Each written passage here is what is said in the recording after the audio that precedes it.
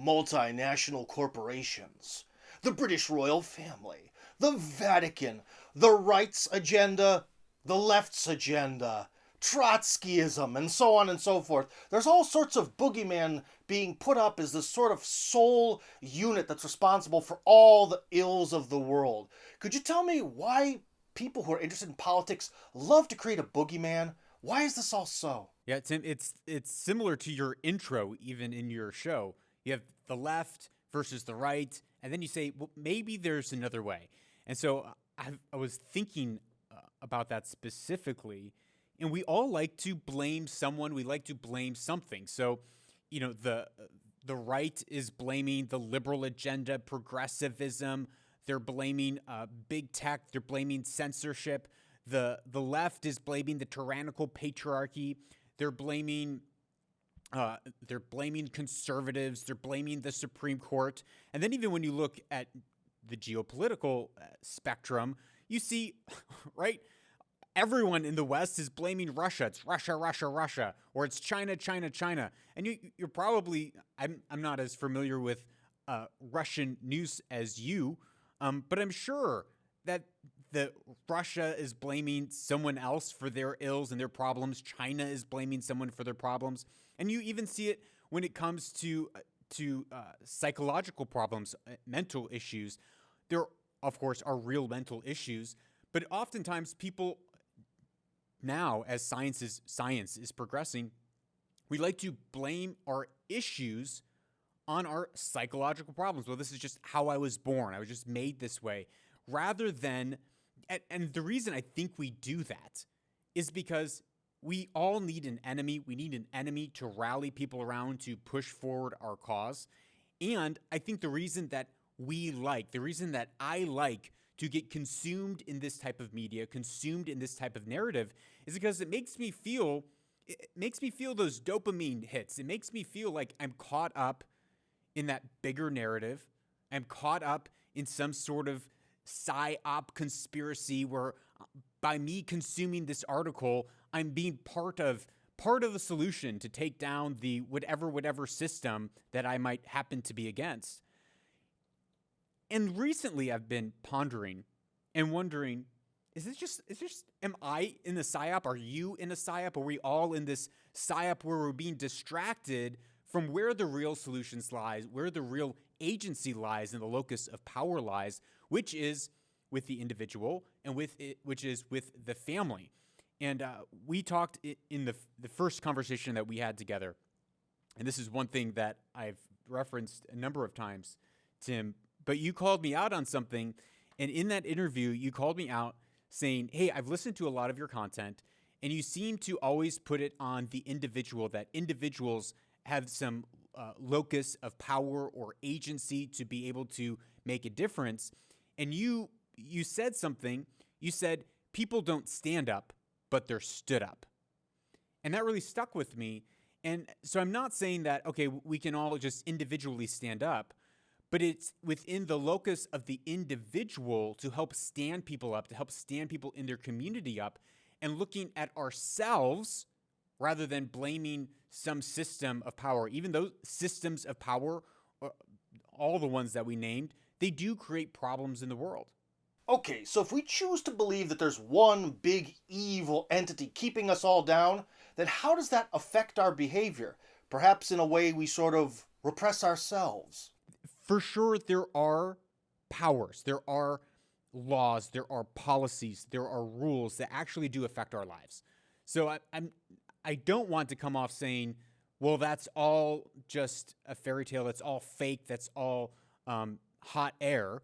I do think that these systems, these laws, these legislations, the geopolitical things, they do have real world impact in our lives. But if that becomes the focus of our entire life, the focus of all of our energy, then we become a victim of circumstance, a victim of the man, a victim of the new world order, a victim of big tech. Oh, they're shadow banning me on Instagram. Well, no, maybe it's just I'm not engaging with my personal audience very well on Instagram. We love to blame something else rather than taking ownership and taking responsibility and saying, okay, maybe instead of putting all of my energy into fighting these invisible systems that I most likely won't be able to touch or change, I can put my energy into myself to make my environment better, to improve myself, and to improve the relationships, the community around me. Because if I can build something locally, then I can begin to create a small environment within that larger ecosystem that may very well be holding me or other people back. You know, what you're saying kind of reminds me of that whole serenity prayer, which is something like, God, give me the strength to change the things that I can, and the wisdom or something to tolerate the things that I can't. So is that sort of your line of reasoning here? Somewhat. I guess my overall view, and this is just in the last number of days I've been pondering this over, is, here's a story. I stumbled into a Clubhouse chat the other day. I haven't been on Clubhouse in weeks and months. I'm like, I wonder if this thing's still alive. I stumbled into this room, and they're talking about the New World Order and how they've been trying to set up the New World Order for hundreds of years, and we have to stop them. And I'm thinking to myself, okay, this is great. Sure, there's bankers that are trying to set up their systems of power within the world, and it does have actual impact in our lives. But what am I going to do by getting all huffy and puffy over the New World Order to actually make an impact in that system, to actually impede whether it's a New World Order or if let's say I'm on the far left, to impede the tyrannical patriarchy? Is my activism by yelling and shouting on Clubhouse going to impede tyrannical patriarchy across the globe? No, it's not. So, but I think there is a way that we can impede those things, and that is through our personal agency and through, as you have said, standing other people up, building with the ones and twos in front of us to build that community, to build a strong and healthy environment in the way that we believe that that environment should be structured, that community, that society should be structured with the right principles, with the right values. And by working to build into those people, we will actually reach our goals rather than just getting our panties in a wad over, climate. Well, Lucas, both you and I share one unique life decision. We both saw a long time ago that the West was sinking. We saw that hole in the Titanic and jumped on the lifeboat first. But the question is, why? How have your perceptions of things changed since you decided to leave the United States? I do not think that you can patch the hole in the Titanic. I grew up outside of America most of my life, so I grew up already having somewhat of skepticism towards the West. And then, as you said, I left the West shortly after university. When I look back at U.S. American politics, when we go and visit, and we oftentimes when we're visiting, because our families spread thin across the states, we're visiting in lots of different states and seeing the climate. And I don't mean the physical climate, but the cultural climate in America. I don't know if that is something that can be patched by pulling yourselves up by the bootstraps. When you look at the education system, when you look at the mindset, when you look at the worldview that many people in the West, in America specifically, have adopted, hook, line, and sinker, I think it takes another 40 or 50 years if you want to be able to reverse the trend. And I don't know if it's reversible short of a real waking up and coming to, and that could take a number of decades. So I don't think you can patch the hole in the Titanic, but I do, from living outside of the West. Yes, America has its unique problems, but most of the things that I hear everywhere in the world, it's the same. People are waiting around for the government to do something for them. Oh, the government, The public sector doesn't have a lot of money right now. So because of that, business is halted. We're just waiting for the public sector to get money so that I can get my business off the ground. Waiting for the government to create a program so that it will help with youth, fill in the blank, whatever it is.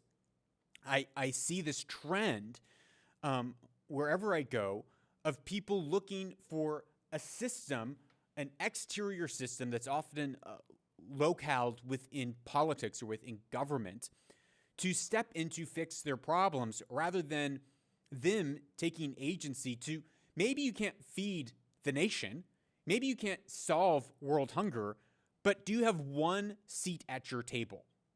If you have one seat at your table, if you're wanting to see the government step in more and take care of kids with Down syndrome or learning disabilities, okay, you could be waiting a long time, and yes, you should do everything you can to petition the government to step up and do something in your local community, and not either or, but and you can do something to help someone down the road who is struggling with a learning disability that you might have a passion around. And so maybe you can't help the entire nation or the entire world, but you can help one or two people in front of you. And that is how problems begin to be solved. Lucas, I think I'm the only person on the internet that's actually talked about this. So this may actually be an original idea created by your buddy here, Tim Kirby. But every time I see a major election cycle, regardless of where it is, but let's just say in America, right? We see that people who are supposedly proud of democracy, a system with checks and balances, that there's these three branches of government, so no one should be too powerful, and each of those branches is supposed to be completely separate from the others. But once we get into this campaign cycle, everyone acts as though the candidates are going to be dictators, that they have the power to do everything that they say and they promise, and that's awesome. Because these candidates very often sort of project the idea that they're going to create these massive, sweeping legal changes when making laws is not the job of the president. And I think a lot of this has to do with the fact that human beings, it's easy to understand the concept of a king. It's easy to understand the concept of a dictator. It's a lot harder to understand the concept of some titanic bureaucratic machine that is Western-style democracy. So, Lucas, are we really being honest with ourselves when we promote a system other than monarchy or dictatorship? Because that seems to be something that people actually really understand. It seems more natural. Or do you disagree? Yeah, so I'm living in the Middle East. I can clearly see that democracy is not always the best political system. So, and you look right now in the West, you look in Australia, that's a democracy, but you see the laws and the tyranny that is happening within the democracy. You look at America, that's a democracy, and you can see the tyranny that is happening within that democracy, whether it's the tyranny of the majority or the tyranny of the ruling class. Just because you have an election every 4 years, it doesn't necessarily mean that the populace is going to vote in a way that is best for the country.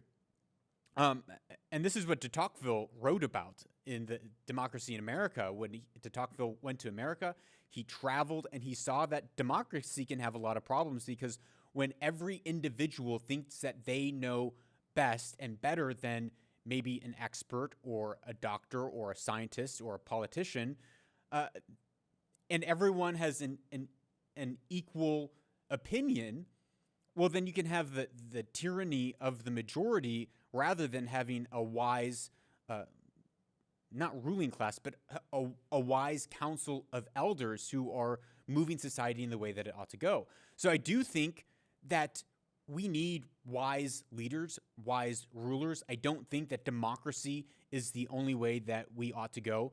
But to what you're saying, how many of us, we just want to lay back, watch Netflix, get our free stuff. But where does that free stuff come from?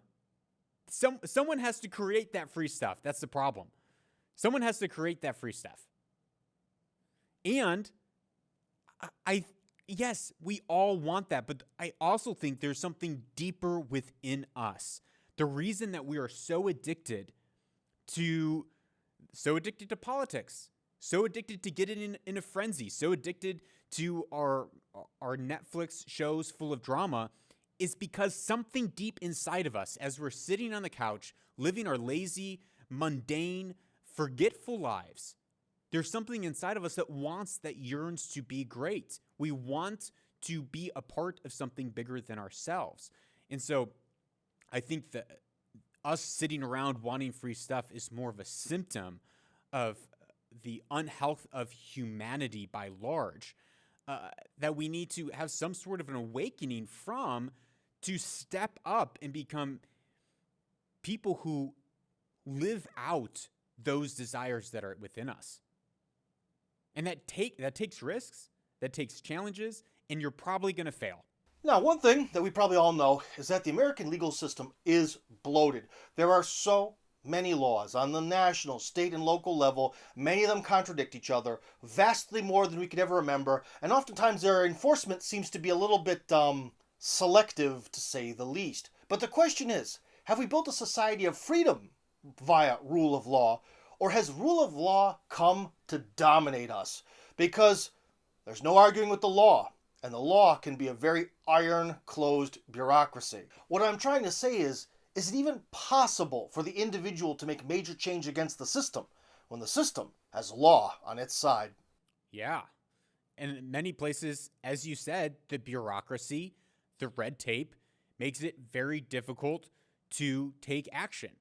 And it's something, you see it across, you probably see it across Russia.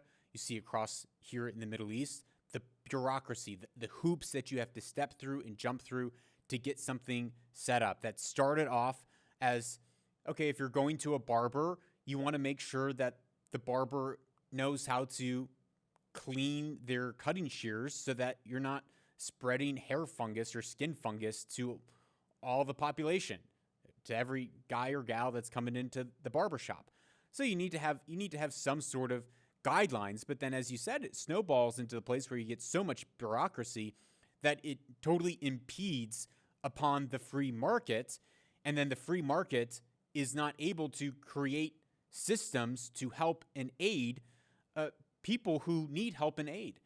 And this is something that you see frequently in the inner cities of America that are run by all blue, big government mentality. You see the bureaucracy, the red tape, the hoops, the lines. People, as you said, can't even start up simple daycares or simple preschools without a huge list of hoops that they have to jump through because of all of that legal red tape, which then begins to place a burden upon society. It's no longer merely a burden upon that individual, that, Sally Sue wants to start a little preschool, but can't in the inner city because of the red tape. So she has to send her kids out to public school to get a extremely subpar education. Or Billy Joe wants to set up his barber shop, but he can't because he needs a whole bunch of upfront capital. He needs to jump through all these hoops. He can't set up his barber shop and just cut hair. And if he's cutting hair out of his garage, the city might come and shut him down. So those are things that are impeding free markets. And so I understand how the argument might be, well, the systems and societies are just set up against you as the individual.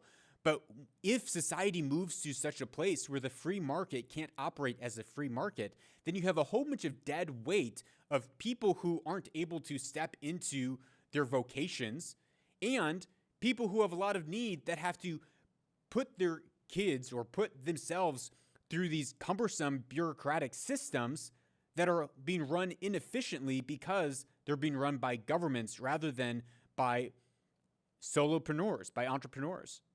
Now, could you tell us where exactly in the world do you live? Where do you make your podcast? And could you tell us some of the wisdom that you've gained from living in that area of the world?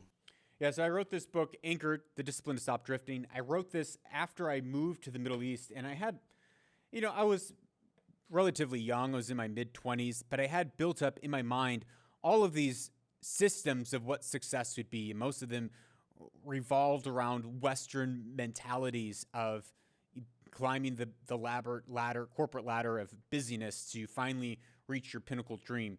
And so when I moved to the Middle East, culture was so different that my ways of operating just really clashed with the culture here in the Middle East where I was living at the time. And so all of my systems began to collapse. So I wrote this book really as a manifesto for myself to help reorientate myself around these questions of what does it mean to be successful and to live a successful life. And one of the things that I talk about is that anchored is influencing. And often we like to think, I personally too, I get into this. I like to think of success as the more numbers that I reach, the more followers that I have, the more listeners that I have, the more people I'm impacting, the more successful my content is, the more successful I am. But I began to look at it differently in that if I can build a community, if I can go deep with people in touching a small amount of people in a deep way, in such a way that they then go and live a changed life, to live in a different way, and they begin to impact people in a different way, then I'm able to have a compounding effect over my life and really leave a lasting impact. And it goes to something that we've talked about before, and I think it was one of your questions here, the question of if you have a park, maybe you want to ask that question, but the park question, where you need to have some sort of influence in people's lives. You need to have built a community around you if you want to then be able to activate people into making a change, even if that change is as simple as cleaning up a dirty park. And Havel wrote about this in The Green Grocer, and I have this little sticker here. I don't know if you can see it, but it's of a bunch of little grocery stores, and they're all red except for one, which is green, that didn't put up the propaganda. They didn't go along with the collective narrative. And in The Green Grocer, Havel makes the argument that if a green grocer one day decides to not put up the propaganda, that would be the most dangerous thing to society. But what would happen to him? What would happen to his life? He would lose his job. He'd be demoted. His kids would be kicked out of school. He would lose his entire livelihood. But if this green grocer, instead of just deciding not to go along with the lie anymore, but if he gathered a community, if he built a community around him so that they were all saying on the same day, we're not going to put up the signs in the window anymore, then they would actually be able to make a lasting change. And so I think both are needed, that the individual action is needed because it takes someone to initially stand up and help stand other people up. But if you're only standing up by yourself in isolation as just an individual and you're neglecting the integratedness that comes within a community, then you're going to be hard-pressed to find yourself making the lasting change that you want to make. Yeah, so I live in the Arabian Peninsula. I lived in Dubai for a number of years, Oman for a number of years, Kuwait for about a year. Now we're in Muscat, Oman, which is not Amman, Jordan, but Oman, Oman, in the south of the Arabian Peninsula. And one of the things that really struck me when I moved here was the way that they viewed success. In the Western view, it's if you build a megalomaniac company and turning in billions of dollars a year, that's successful. Of course, that is also successful here, but it's successful if it's connected to honor.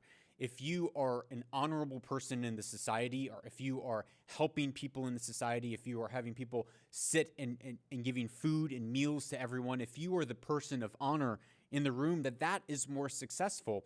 And the way that that Arabs in general judge or look at someone and ask who is an honorable person, one of the qualities of an honorable person is that they walk slowly. In the West, if you walk fast, you have a quick pace, it means that you got places to go, people to see, you're a busy person, you're making something out of your life. But here, if you are walking fast like that, it means that you're just a servant. It means that you are are working for someone else and that you're too busy and too rushed and too hurried to be able to slow down and walk slowly. But honorable people, leaders, they walk slowly. And it's almost as if the slower that you walk, the more honor and prestige that you have, because you're saying, I don't have to rush to get anywhere because people aren't waiting for me, but when I show up, people aren't waiting for me to show up to provide some service, but people are waiting on me to show up because I'm the person of honor. And so that has helped me really reframe the way that I view relationships. It reframes the way that I view use of time. And my Western worldview often seeps back in, and I have to pull myself back out of that into, okay, slow down, connect with people, walk slowly. You don't have to rush through the store right now. You can take your time and see the person or the people in front of you. You can take the time and sit down and spend 4 or 5 hours with a neighbor talking. And that's something that I would admit that that's not my strong suit coming from my Western background, but it's something that I'm continually challenged in. Here, when you have that face-to-face conversation, you need to sit down and you need to talk about family for 45 minutes. Ask them, how's your family? How's your aunt? How's your father? How's your house? It's back and forth, just talking small talk. And I know in some places in the West, you have that formal, small talk conversation, but it's much bigger here. It's you have to establish that relational connection. And then at the last 20 minutes of the meeting, you say, oh, the real reason that I came today. But if you walk into an office in the West, it seems that it's best to lead with, hey, I don't want to waste your time. I know your time is precious. The reason that I'm here today is here's my agenda.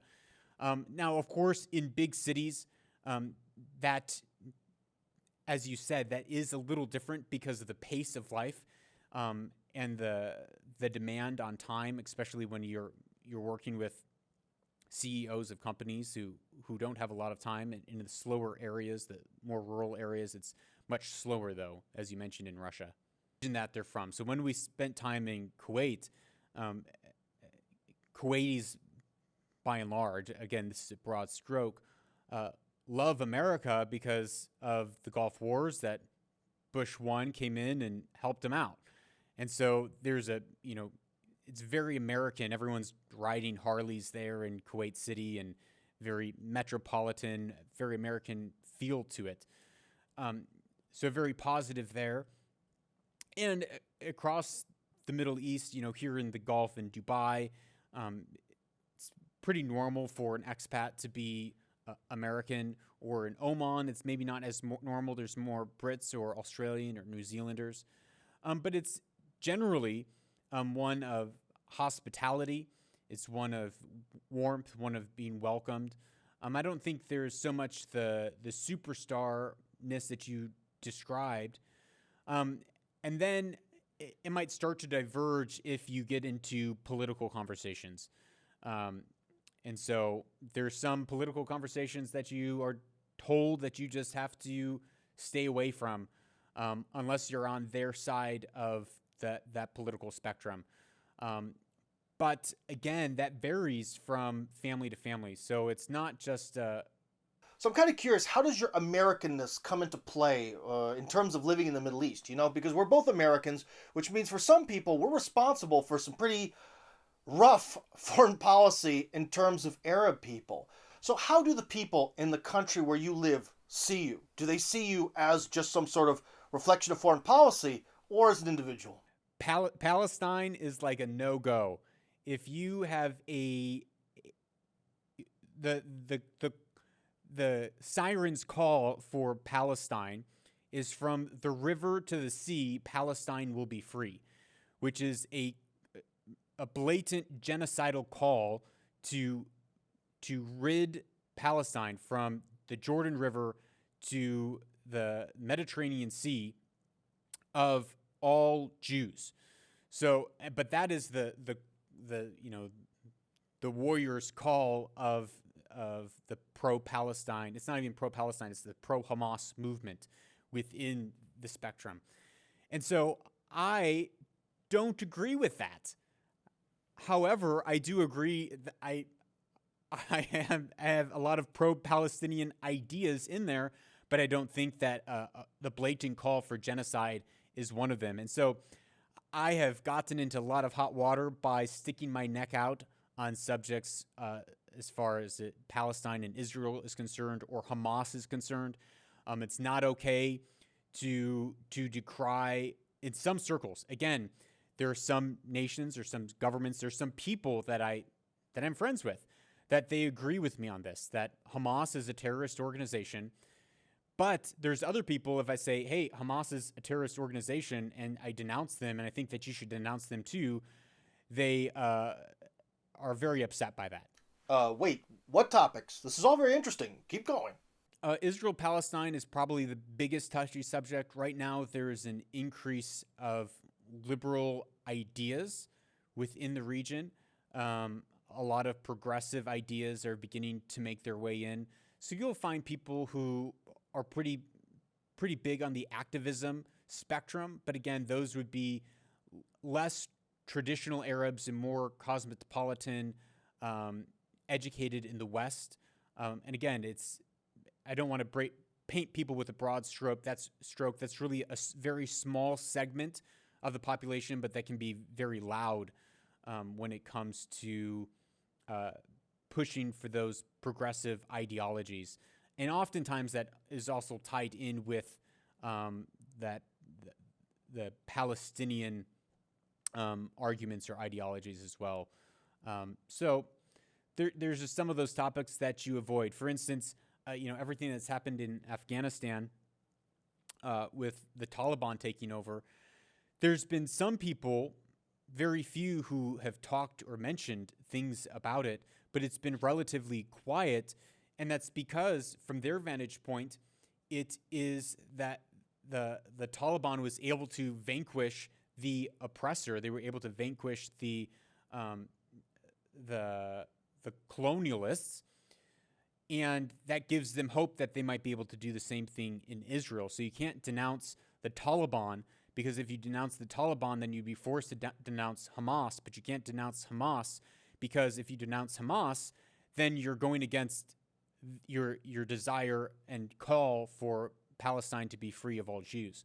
So because of that, no one is talking out against the Taliban. In fact, and again, I don't want to paint it with a broad stroke. There are people who are very much against what the Taliban has been doing to minorities and when it comes to women's rights in Afghanistan.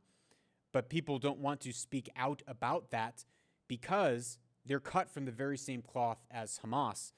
And so there are, however, government officials, specifically the foreign minister of the UAE, who has blatantly spoken out against Hamas, saying that we need to call them what they are. There was an interview of him saying that in a very diplomatic way. So there are people who are willing to take what I would view as more of a middle road on it, but it's not very welcomed or received.